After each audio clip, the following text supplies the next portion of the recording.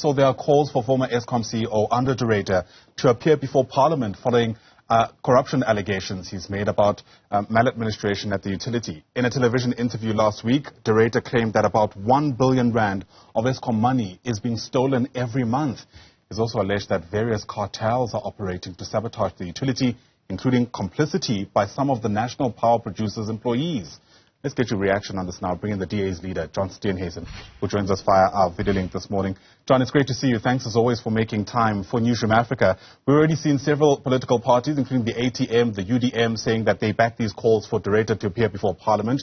The DA, for its part, has made a promotion of access to information application to the utility.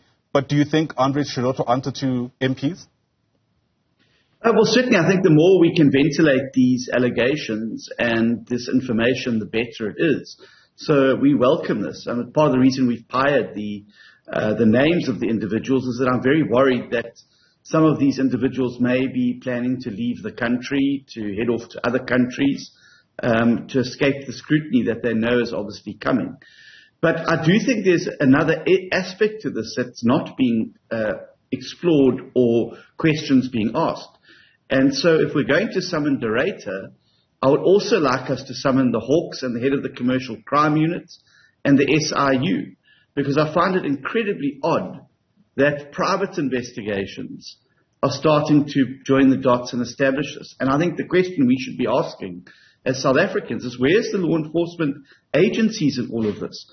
Why has it taken a Eskom CEO to blow the whistle on these massive mafia-style crime networks? Yet we've heard nothing from crime intelligence, from the Hawks, from the SIU, or from the commercial crimes unit.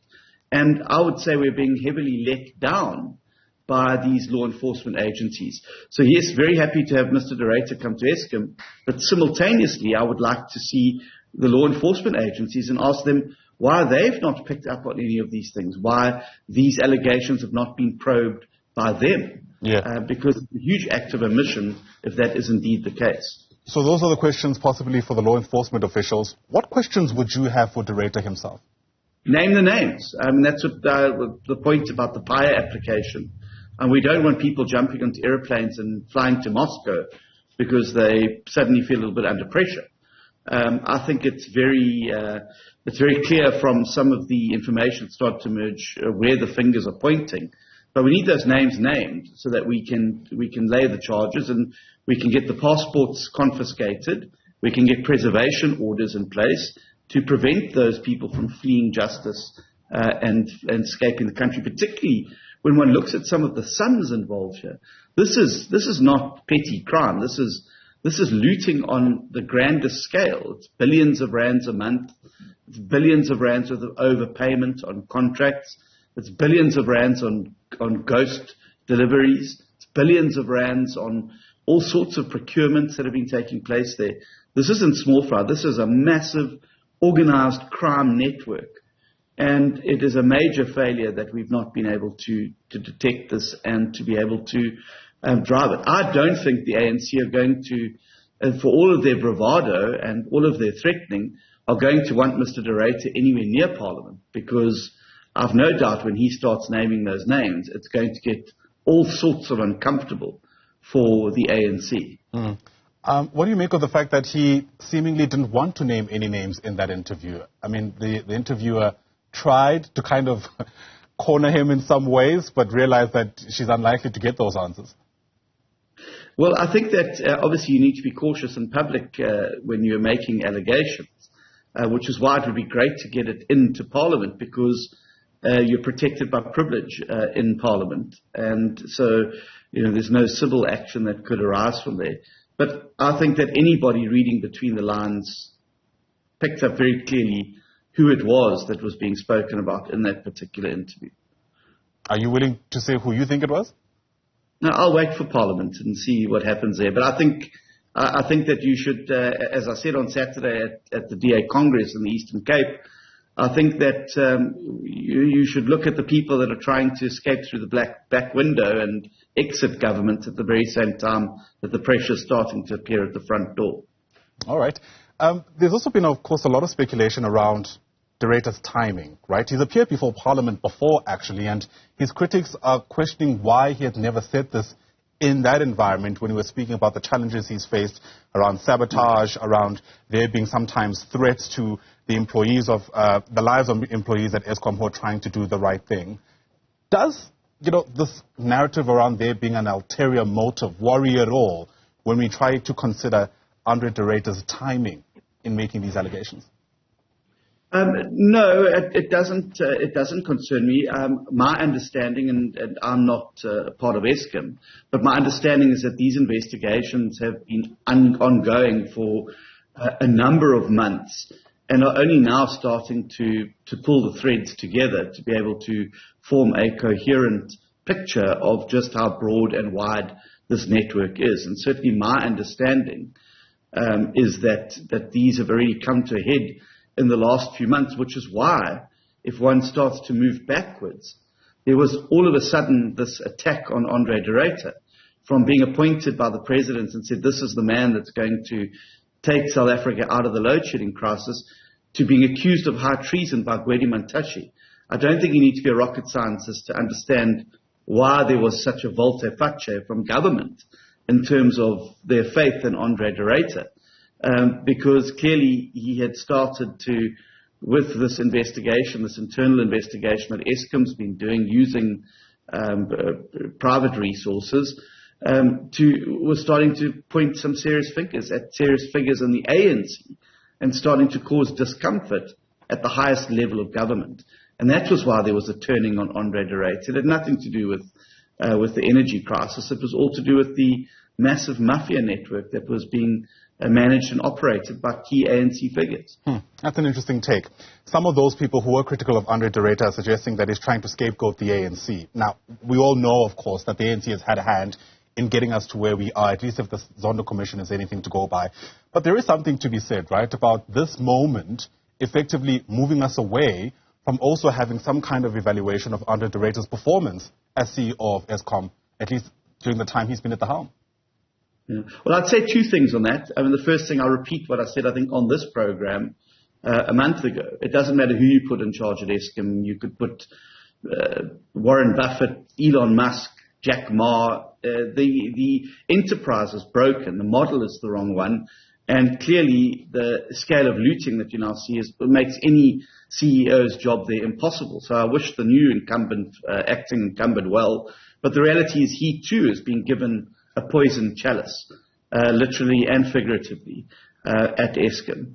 The second thing that I would say is that, as you know from our march to the Thuli House, we located this problem where it belongs. We don't have an Eskom problem or a NERSA problem or any other type of problem. We've got an ANC corruption problem, an ANC incompetence problem, and an ANC policy problem, which is why Eskom is in the state that it's in. And the original looting began with the Hitachi contract that the ANC negotiated and for which they made a 5,000% profit on, while the power stations that were a result of them have floundered and failed and are unable to put sufficient electricity into the grid. So if you're going to diagnose a problem, you've got to take the problem back to its root cause. And I'm sorry to say that I'm in agreement. I think the ANC have a case to answer here. It was their cadre deployment committee that placed those cadres at Eskom, the Brian Malefes, the Machele Kokos. It is the ANC's figures that are behind the mafia networks that are operating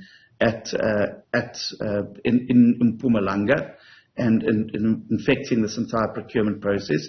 It is the ANC's policy of state control of all enterprises and crowding out local entrepreneurship and innovation and private ownership. Right. And it's the ANC's incompetence that has led to us sitting with stage 6, 7, and potentially 8 load shedding.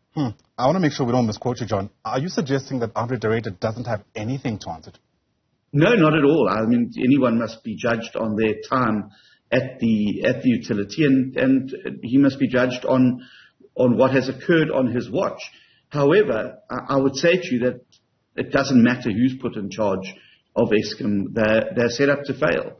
And I don't think you're going to get any serious players really wanting to get into that position, because the model is wrong. You can never turn it around. It's just an outmoded, rotten, hollowed out model that's not going to be able to be turned around. And in fact, the next CEO of Eskom should be focusing on how you can put as much private electricity generation and supply into the grid as possible, and how we can harness South African entrepreneurship and innovation to be able to get us through the crisis. But trying to tinker around the edges and fix a model that is fundamentally broken, I think is going to end up with a situation where in 3 years' time we're sitting in exactly the same boat, just as we were when President Ramaphosa promised us in 2015 that we would forget about the problems of Eskom in 18 months. Yeah.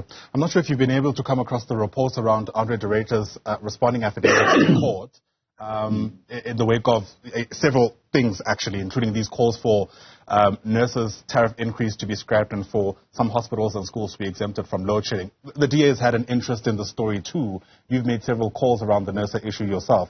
Andre de Ruyter saying that we simply can't afford not to have the tariff increase, at least if we're to avoid a complete system collapse. What's your response to that? Well, I've scanned through the documents briefly ahead of this interview this morning, and they're certainly very interesting. I would have a disagreement on that in that regard.